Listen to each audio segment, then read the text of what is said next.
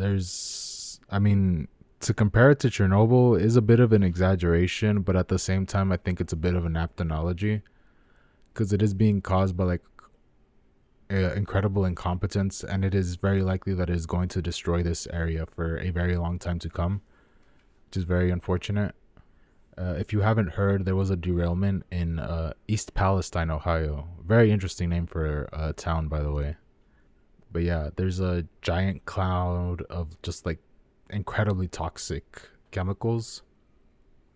Polyvinyl chloride is like the main one that everyone seems to be focusing on.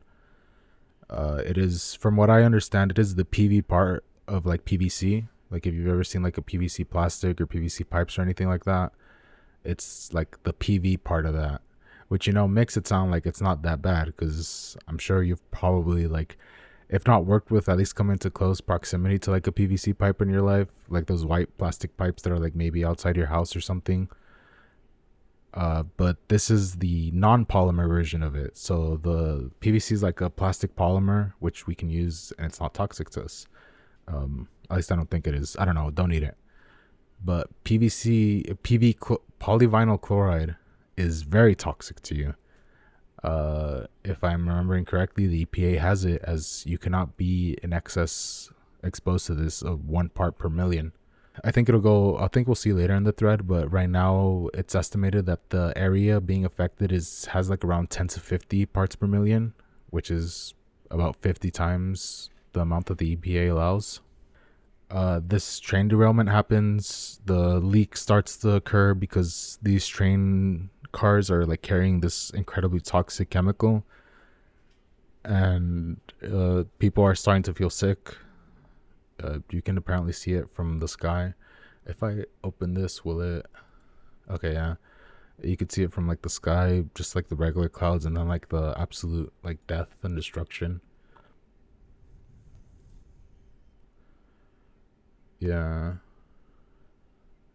Wow, that looks absolutely terrifying. I guess these are the cars that were carrying it. From what I've heard, 5 of them were the ones that were carrying the polyvinyl chloride. And then there has been mentions of other chemicals that were being carried. Yeah, so apparently the water's all infected. Um, the government's claiming that it tried to burn it. I don't know if that's true, or I don't know if it just caught on fire and they're taking credit for that.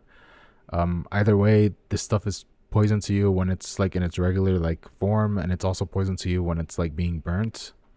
I think it might be more poison to you when it's being burned. I don't remember what the combustion of vinyl chloride is. And hopefully we get to see this video because they're arresting journalists right now trying to cover this. People that are going into the area to try to like do news reporting on it, which is why I'm doing like this Twitter thread instead of like an actual like actual reporting. And the news is just coming from like a bunch of different areas too. So it's been very hard to consolidate everything into like one piece, which is why I've been using the Twitter thing. Let's see if this video will play. I hope the audio's okay. Thousands of pounds of acid in the air, potentially. Now, ever since engineering school, I've studied a lot of industrial accidents. I just find it really fascinating, and organizations like the Chemical Safety Board, NTSB, and OSHA all have like really good reports available to the public. I think as a designer, it's really good to learn about mistakes. When looking at these kinds of industrial disasters across time, there are a couple things that are pretty universal across all of them. One, the responsible party, in this case, Norfolk Southern Railway, always plays down the reality of the situation. Politicians also just repeat the same lines, and then news outlets just repeat the same. So all we're hearing is the responsible party's word. We're just not hearing a lot about this story. It's a bit of a shame. This story is pretty old too. It's happened I think on Wednesday. This hasn't been getting a lot of coverage, and the coverage that it has been getting hasn't been very good. So let's talk about the trail derailment in East Palestine, Ohio. East Palestine's about an hour north of Pittsburgh, almost halfway to Cleveland. Norfolk Southern has a rail line that goes right through town, and this derailment happened right on the edge outside of town on the border of PA and Ohio. Of the cars that crashed, 5 of them contained vinyl chloride. It's a monomer used to make PVC. The reporting on this has gotten vinyl chloride confused with polyvinyl chloride, the polymer. Okay, so I'm messing this up too. I think I said at the beginning it's polyvinyl chloride. It's vinyl chloride. the VC part. I think I said PV part. Made out of vinyl chloride. Now, the reason that this distinction is really important is vinyl chloride is very hazardous and very flammable. Polyvinyl chloride is a plastics that's used in like everything. The other thing about vinyl chloride is that it boils at 8 degrees Fahrenheit, so it's shipped in its liquid form. Meaning that when these trains crashed and these started leaking, they weren't just leaking liquid, but they were spewing boiling gas. So vinyl chloride is really toxic. OSHA has the permissible limit of how much you can be exposed to it during an 8-hour shift as a 1 ppm part per million, average over 8 hours. So prior to this, the biggest spill of this chemical was in New Jersey, where one train car and about 23,000 gallons of vinyl chloride were spilled, but it didn't catch on fire. Now, this crash in Ohio has 5 train cars. These kinds of tanker cars can carry between 25 and 33,000 gallons. Let's call it 250 to 250,000 pounds of vinyl chloride. That's per train car, 5 train cars. There's maybe 1 million pounds of this toxic chemical spilling into the ground and also boiling off into the air. But then it caught on fire. I think this is where the reporting is really bad, because no one is mentioning what the byproduct of vinyl chloride burning is. Of the many byproducts of burning vinyl chloride, one of them is hydrogen chloride. Hydrogen chloride is really unstable and latches onto water, like just water vapor in the atmosphere, and that turns into hydrochloric acid.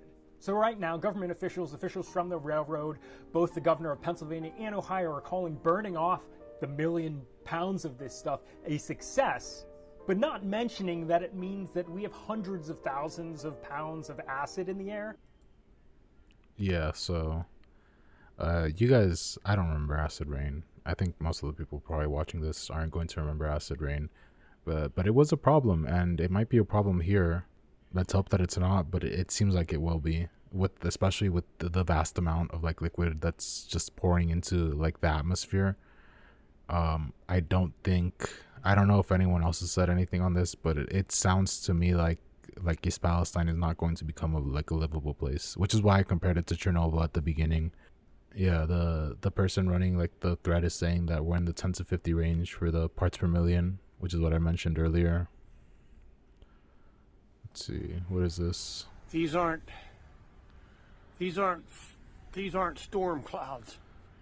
This is the fucking shit that they burn off, the fucking shit they burn off in East Palestine. This is not fucking storm clouds. Look at it. This is over Darlington. I mean, I'd be pissed too. And I'm already frustrated as it is, because like the area where I live is like just, there's a bunch of smog. I live like right next to like 2 freeways, and it's like, you know, stuff like that. Like I think about it a little too hard, and it's like, you know what, I'm probably going to have like a reduced life expectancy if I'm being serious. Like just because I live there, like literally nothing else, just because I live like in a not very great area. And like just to be like in the middle of like a catastrophe like this, and like when the government isn't really letting like people report on this stuff, and like everyone's being like trying to be hush hush about it. Yeah, I think rage is a very like apt like emotion to be feeling. Like the sense of like powerlessness is very crippling, I think, at times. Yeah, here's the guy they arrested. I hope there's a video of this. If not, I will definitely look for it, because they're straight up just arresting journalists that are covering this stuff. Part of the reason why this happened was because of negligence. Like Norfolk, which is the company that runs this stuff, has been lobbying the government to like reduce like the amount of like regulations that like trains need. They're saying like, oh, you know, with the new and improved technology, we don't really need like all of these like regulations. You know, these were like imposed in like in the 90s or whatever. Like we can like lift these regulations. And as we're seeing right now, we can't afford to like mess up stuff like this anymore.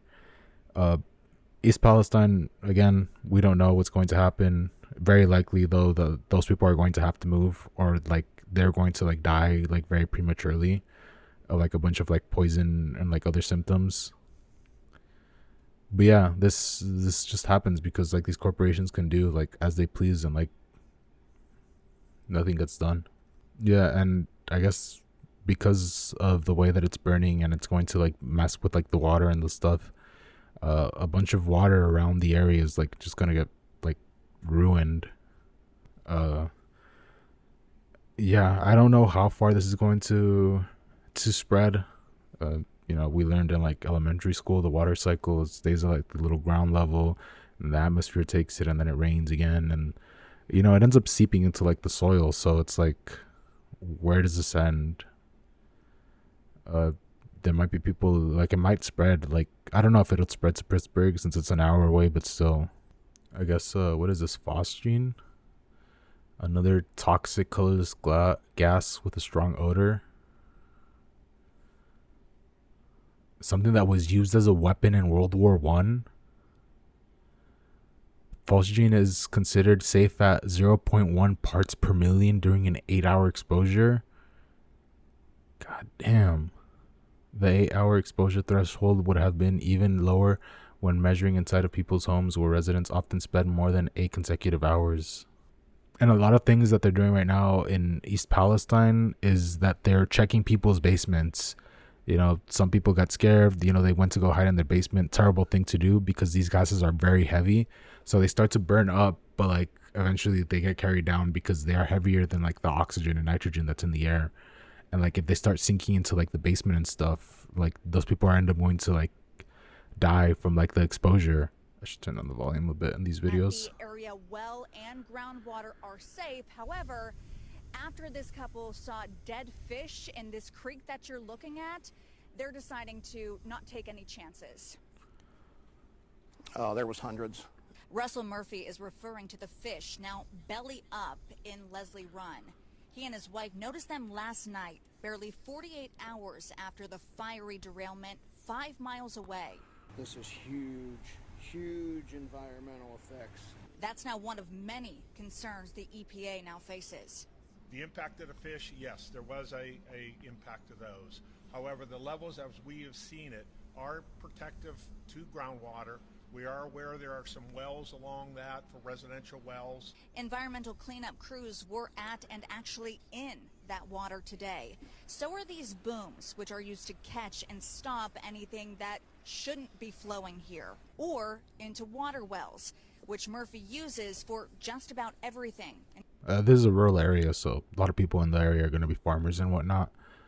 Yeah, just found like all of her chickens dead from like the chemicals, which, I mean, yeah, chickens are smaller animals. They're naturally going to have lower resistance to like all these toxins than we do. But I mean, if this stuff is killing chickens over the span of a few days, what do you think it's doing to like the people that are going to live there? It's rough, man, because it's not like a lot of these people just have the money to move. They're in East Palestine. It's like a super rural like farm area, it seems like. So it's gonna be very hard for these people to like uproot their lives, and I don't know.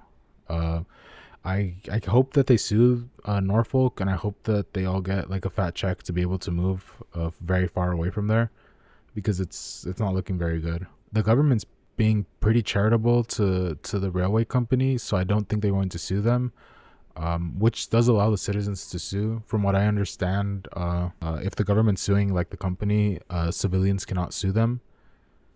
I think they can, like, there's a process for them to like be able to join in on the lawsuit, but they can't like sue them separately.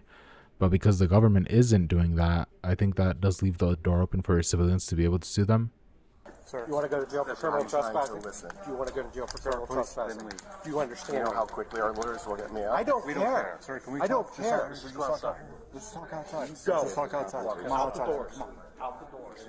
Out the doors. By other media See, right I'm going let's to full screen this. I don't It's care. my You're going to job. walk out the door. I'm going to listen. You're going to walk Do out not the door. touch Come on out, sir. Oh, Or you're going to jail. let's see. Yeah, it's around here. They started like manhandling. Arrest. Arrest. Oh, Sir.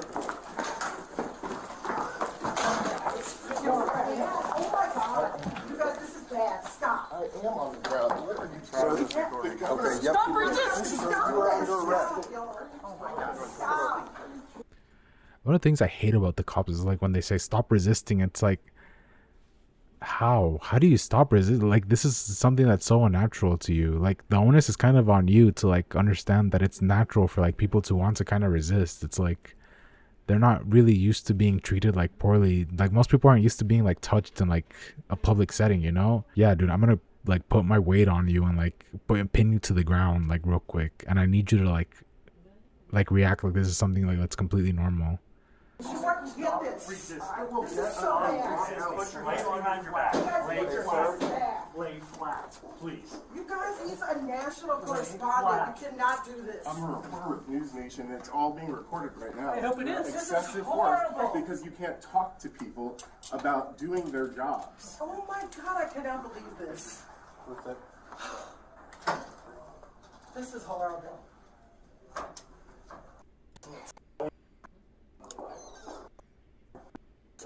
Thank you. Let's see. I think I saw the another one where it was the lady that kind of followed them outside. Yeah, this one isn't the same one that I saw earlier. So that's a lot to take in there, but we have to move on because I think this is the most important thing you need to hear. Areas on of us. containment soil and free liquids were observed and potentially covered and or filled during reconstruction of the rail line, including portions of the trench/burn pit that was used for the open burn of the vinyl chloride. I think you have to ask a few questions. Number one, why are you learning this from me?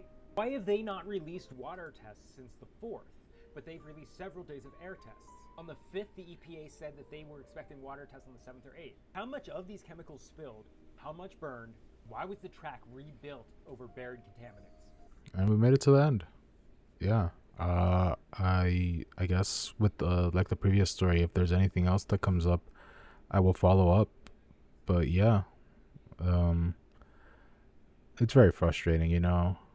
I really sympathize a lot with the dude that was screaming, just pissed mad because like his home, like his friend's home, like where he works, like it is all being burnt down, and like it's very unlikely that he's gonna be able to live there. The more frustrating part, I mean, it's not surprising though. It's like the government just wanting to cover this up. The real surprise is kind of like just the way they were like manhandling like the news reporter from earlier. It's not a good look for the cops, you know.